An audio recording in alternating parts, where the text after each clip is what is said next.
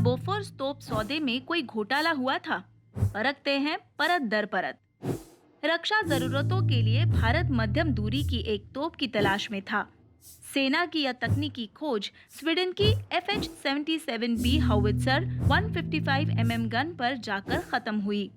रक्षा खरीद की परंपरा के अनुसार सप्लायर से बातचीत के लिए वार्ता कमेटी बनाई गई। इस कमेटी के समक्ष बोफोर्स ने सौदे का कुल मूल्य 1620 करोड़ रुपए निवेदित किया।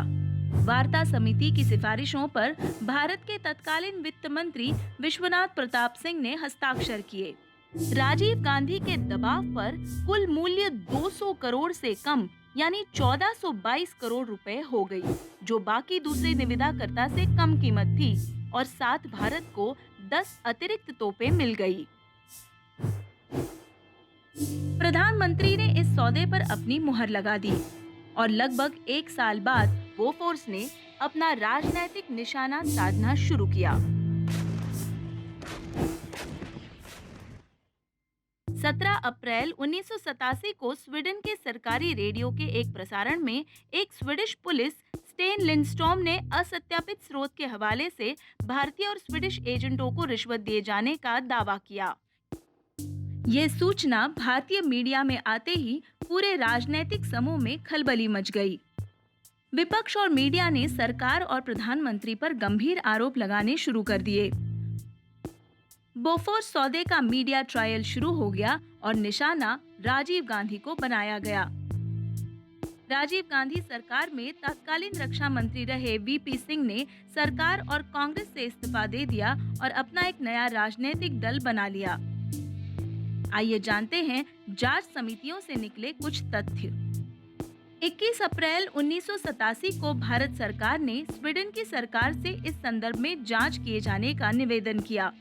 राजीव गांधी ने आरोपों की जांच के लिए एक संयुक्त संसदीय जांच समिति गठित की, जिसके 30 में से 11 सदस्य भाजपा सहित अन्य विपक्षी दलों के थे।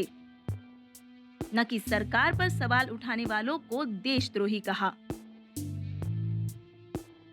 इस जांच समिति ने लगभग 50 बैठकें की और रक्षा, वित्त एवं बोफोर्स के अधिकारियों का साक्षात्कार कर 26 अप्रैल 1988 को अपनी रिपोर्ट सदन में प्रस्तुत की।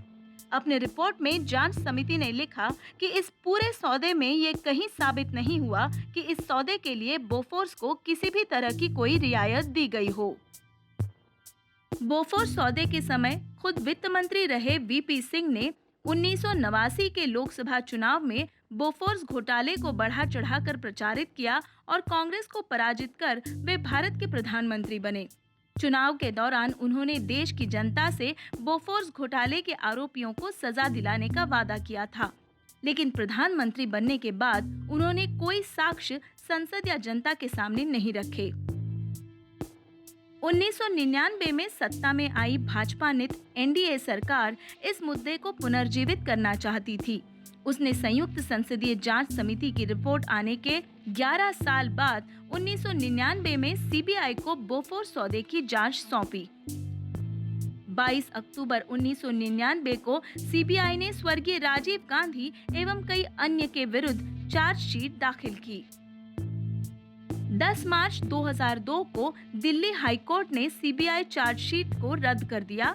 हालांकि 7 जुलाई 2003 को सर्वोच्च न्यायालय ने इस फैसले को पलट दिया और आखिरकार 5 फरवरी 2004 को NDA शासनकाल में ही दिल्ली उच्च न्यायालय ने स्वर्गीय राजीव गांधी पर लगे आरोपों को निरस्त कर दिया। अपने जीवन काल और उसके भी 12 साल बाद तक मीडिया ट्रायल, आरोपों, बदनामी को झेलते हुए स्वर्गीय राजीव गांधी दोष मुक्त करार हुए। उनके दोष मुक्त होने पर जब VP सिंह से क्षमा मांगने को कहा गया तो उन्होंने कहा कि मैंने कभी भी राजीव गांधी का नाम ही नहीं लिया, तो माफी कैसी।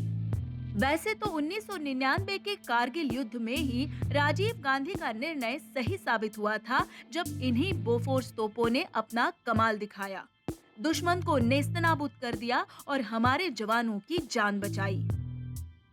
एक निर्दोष प्रधानमंत्री को बदनाम करने की साजिश आखिरकार हर तरह से झूठी साबित हुई। लेकिन तब तक बहुत देर हो चुकी थी और राजनीति अपना लक्ष्य भेद चुकी थी।